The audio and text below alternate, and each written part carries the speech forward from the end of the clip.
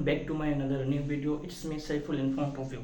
Dear brothers and sisters, today we will learn about basic grammar of English. Okay, আমি লিখেছি subject, এখানে subject লিখেছি subjective.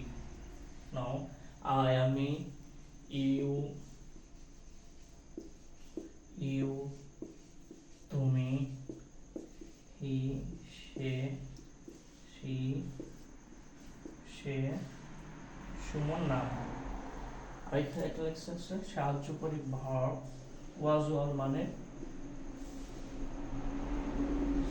ছিল, এগুলো সব নাউন, কোনো কিছু নাউন।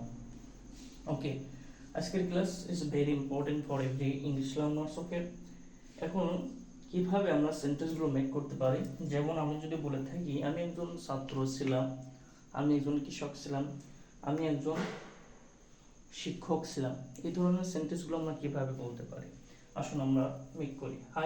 আমি ছিলাম, আমি একজন যদি বলি ইফ আই সে আমি একজন ছাত্র ছিলাম, I was a student, I was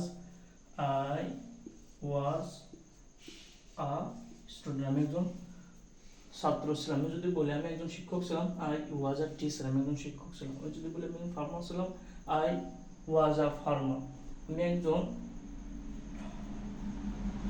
I was a Taylor, আমি একজন দর্জি ছিলাম। এবার যদি বলি তুমি একজন ছাত্র ছিলে, তুমির ক্ষেত্রে ইউ মানে তুমি, ইউ সাথে ব্যবহার হবে ওয়াজ অর ওয়ার, ইউ সাথে ব্যবহার হবে ইউ ওয়ার। আমি যদি বলি তুমি একজন ছাত্র ছিলে, you were a student, you were a student, you were a student, তুমি একজন ছাত্র ছিলে। তুমি একজন শিক্ষক ছিলে, ইউ ওয়ার আ টিচার, তুমি একজন শিক্ষক ছিলে। সে একজন কৃষক ছিল, এখন যদি বলি সে একজন ছাত্র ছিল, তাহলে ব্যবহার হবে he was a student, he was a teacher, he was a farmer, he was a tailor. শির ক্ষেত্রেও ব্যবহার হবে, সুমনের ক্ষেত্রে ওয়াজ ব্যবহার হবে। Suman was a student, Suman একজন ছাত্র ছিল, সুমন একজন শিক্ষক ছিল, সুমন ওয়াজ আ টিচার। শুধুমাত্র ইউর ক্ষেত্রে, ইউ মানে তুমি তোমরা, সেকেন্ড পারসনের ক্ষেত্রে শুধুমাত্র ওয়ার ব্যবহার হবে এবং ইউ বাদে সবগুলোর সাথে ওয়াজ ব্যবহার হবে। এইভাবে আমরা যদি প্র্যাকটিস করি যে আমি একজন শিক্ষক ছিলাম, আই ওয়াজ আ টিচার, আমি একজন শিক্ষক ছিলাম। সাইফুল একজন শিক্ষক ছিল, সাইফুল ওয়াজ আ টিচার। খালিদ একজন ফার্মার ছিল, খালিদ ওয়াজ আ ফার্মার। এইভাবে আমরা প্র্যাকটিস করতে পারি। Keep in your mind, practice makes a man perfect. That's why we should practice more and more.